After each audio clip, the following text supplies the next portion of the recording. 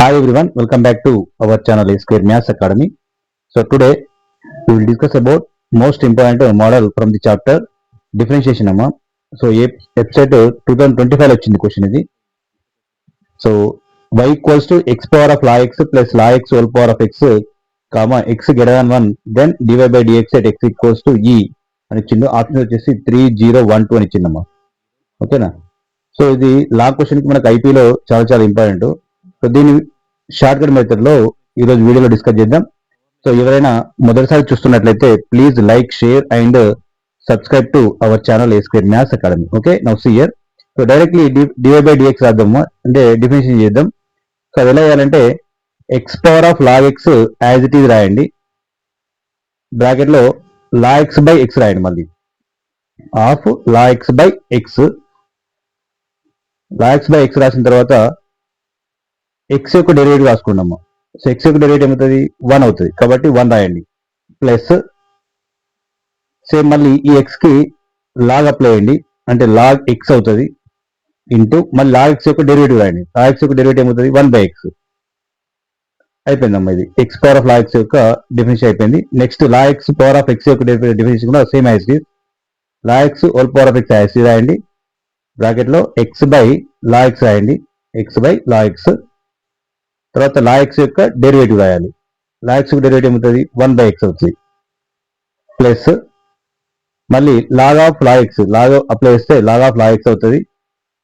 ఇప్పుడు ఎక్స్ యొక్క derivative find out చేయాలమ్మా. ఎక్స్ యొక్క డెరివేటివ్ 1 కాబట్టి 1 రాసుకోండి. కంప్లీట్ అమ్మా, ఇప్పుడు డెఫినిషన్ అయిపోయింది, 1 స్టెప్ అయిపోయింది. So X power of log X simplification చేస్తే మనకి ఏమొస్తుందంటే half log X into 1 log X by X, log X by X అవుతుంది. మళ్ళీ same log X by X కాబట్టి 2 లాగ్ ఎక్స్ బై ఎక్స్ అవుతుంది. Okay, next plus log X whole power of X as it is రాయండి,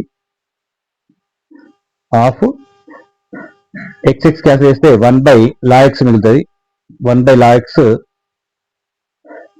plus log of log X as it is అమ్మా, into 1 కాబట్టి log of log x get year.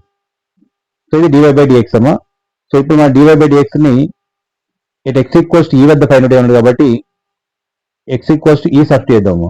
Okay, dy by dx at x equals to e కాబట్టి ఈ substitute చేస్తే so E power of log ఈ అవుతుంది, 2 into log ఈ by ఈ plus log ఈ పవర్ ఈ అవుతుంది, ఇంటూ 1 బై లాగ్ ఈ ప్లస్ లాగ్ ఆఫ్ లాగ్ ఈ అవుతుందమ్మా.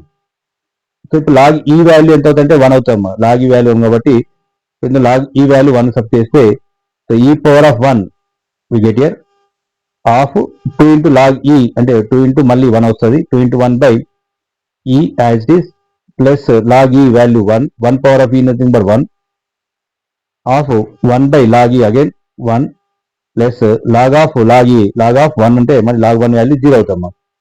సో అప్పుడు మనకి ఏమొస్తుంది? ఈ క్యాన్సిల్ అయిపోతే వి గెట్ ఇయర్ 2, ఈ క్యాన్సిల్ అయిపోతుంది, ఈ క్యాన్సిల్ చేస్తే we get here 2. Okay, so now plus 1 into 1 plus log 1 value 0 కాబట్టి 1 plus 0. So nothing but 2 plus 1 we get here. So 2 plus 1 equals to 3 we get here. So option A is the correct answer అమ్మా. ఓకేనా?